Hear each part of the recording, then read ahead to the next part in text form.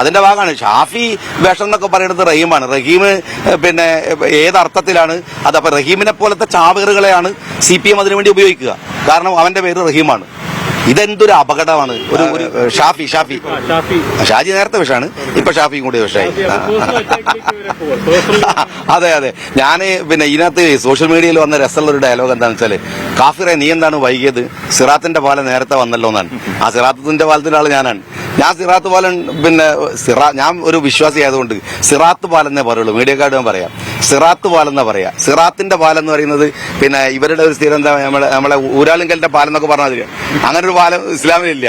സിറാത്ത് പാലം എന്നേ ഇസ്ലാമിലുള്ളൂ, സിറാത്തിന്റെ പാലം എന്നില്ല. അത് ഒരു വിശ്വാസിക്കറിയാം, ഈ പിന്നെ കമ്മ്യൂണിസ്റ്റുകാർക്ക് അത് അറിയില്ല. അതുകൊണ്ടാണ് അവർ അങ്ങനെ എഴുതിയത്. അതുപോലെയാണ് കാഫിർ എന്ന് പറയുന്ന പ്രയോഗം. നിങ്ങൾക്ക് എഴുത്തും വായനക്കുള്ള ആളുകളല്ലേ, നിങ്ങൾ പരിശോധിക്കുക. കേരളത്തിൽ വന്നിട്ടുള്ള നാടകങ്ങൾ, സിനിമകൾ ഒക്കെ ലെഫ്റ്റ് ഉണ്ടാക്കിയിട്ടുള്ള സിനിമകളിലാണ് ഈ കാഫിർ എന്ന് പറയുന്ന വിളിയുള്ളത്. ഇവിടുത്തെ ഏതെങ്കിലും ഒരു വയലിൽ എത്രയോ വയലുകൾ നടക്കുന്നുണ്ട്, മതപ്രബോധനങ്ങൾ നടക്കുന്നുണ്ട്, പ്രസംഗങ്ങളുണ്ട്. അതിലൊരു വിശ്വാസി അത്തരത്തിലുള്ള പ്രയോഗം നടത്തിയത് എനിക്ക് എന്റെ ഓർമ്മയിലില്ല, ഇവിടുത്തെ ഹിന്ദുമത വിശ്വാസികൾ കേട്ടിട്ടില്ല. ഇത് ഏറ്റവും മിനിമം CPMകാർ കരീമിനോടൊന്നും അല്ലാത്ത മുസ്ലിങ്ങളും അതിനകത്ത് ഉണ്ടാവും, പെട്ടുപോയ ഏതെങ്കിലുമൊക്കെ പിന്നെ ഉമർ ഫൈസിനെ പോലത്തെ ആരെങ്കിലും ഉണ്ടെങ്കിൽ അവരോട് ചോദിച്ചാൽ അവർ പറഞ്ഞു കൊടുക്കും. എന്ത് അങ്ങനെ പറയലില്ല മുസ്ലിങ്ങൾ, സിറാത്തിന്റെ പാലല്ല. അപ്പൊ ഈ നോട്ടീസൊക്കെ അടിക്കുന്നതിന് മുമ്പ് CPMകാർ ദയവ് ചെയ്തിട്ട് അവരുടെ കൂട്ടത്തിൽ തന്നെയുള്ള ഏതെങ്കിലും വിശ്വാസികളോട് ചോദിച്ചിട്ട് ക്ലിയർ ചെയ്യുന്നതാവും നന്നാവുക. അല്ലാതെ ഇങ്ങനത്തെ അബദ്ധങ്ങൾ ചെയ്യാൻ പാടില്ല എന്നാണ് ഞാൻ പറയുന്നത്. അതിന്റെ ഭാഗമാണ് ഷാഫി വേഷം എന്നൊക്കെ പറയുന്നത് റഹീമാണ്. റഹീം പിന്നെ ഏതർത്ഥത്തിലാണ് അതപ്പൊ റഹീമിനെ പോലത്തെ ചാവേറുകളെയാണ് CPM അതിനുവേണ്ടി ഉപയോഗിക്കുക. കാരണം അവന്റെ പേര് റഹീമാണ്. ഇതെന്തൊരു അപകടമാണ്. ഒരു പേര് പിന്നെ എന്റെ പേരിൽ വടകരയിൽ പിന്നെ ഉണ്ണിത്താൻ വടകരയിൽ പിന്നെ മുരളി വരുമ്പോ, അതല്ലെങ്കിൽ നമ്മളുടെ പിന്നെ എന്താ അതിന് മുമ്പ് പിന്നെ നമ്മളുടെ നേതാവ് മുല്ലപ്പള്ളി മത്സരിക്കുമ്പോ അപ്പോഴൊന്നും ഇല്ലാത്തൊരു വികാരം ഷാഫി വരുമ്പോൾ ഉണ്ടാവുന്നു. ഇതിലൊരു രസമുള്ള കാര്യം എന്താ വെച്ചാല്, ഇത് പറയുന്നത് എന്താ വെച്ചാല് പിന്നെ രാഹുൽ ഗാന്ധി വരുമ്പോ പച്ചക്കൊടി ഉയർത്തിയില്ല, ലീഗുകാരെ നിങ്ങൾ ലജ്ജിക്കുക എന്നാണ്. വടകരയിൽ പറയുന്നു ലീഗുകാർ മുഴുവൻ കൊടി ഉയർത്തിക്കുന്നു, കോൺഗ്രസുകാരെ നിങ്ങൾ ലജ്ജിക്കുക എന്നാണ്.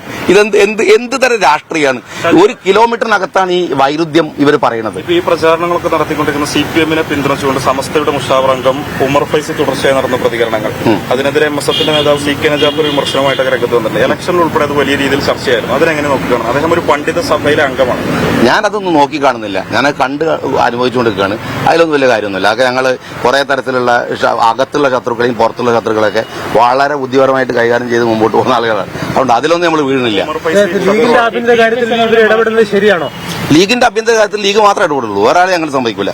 ഇപ്പൊ പിന്നെ മുസ്ലിം ലീഗിന്റെ പിന്നെ സെക്രട്ടറിനെ പിന്നെ മാറ്റണോ, മുസ്ലിം ലീഗിന്റെ പ്രസിഡന്റ് ആരാവണോ, അതിനൊരു കൌൺസിൽ ഉണ്ട്. അത് മെമ്പർഷിപ്പ് എടുത്തവർക്ക് കിട്ടുന്നതാണ്. അത് പാർട്ടി പ്രവർത്തകരാണ് തീരുമാനിക്കുന്നത്. പുറത്തുള്ളവർക്ക് അഭിപ്രായം പറയാം, അത് അഭിപ്രായമായിട്ട് മാത്രമേ എടുക്കുള്ളൂ, കാര്യമായിട്ട് നിർക്കൂല.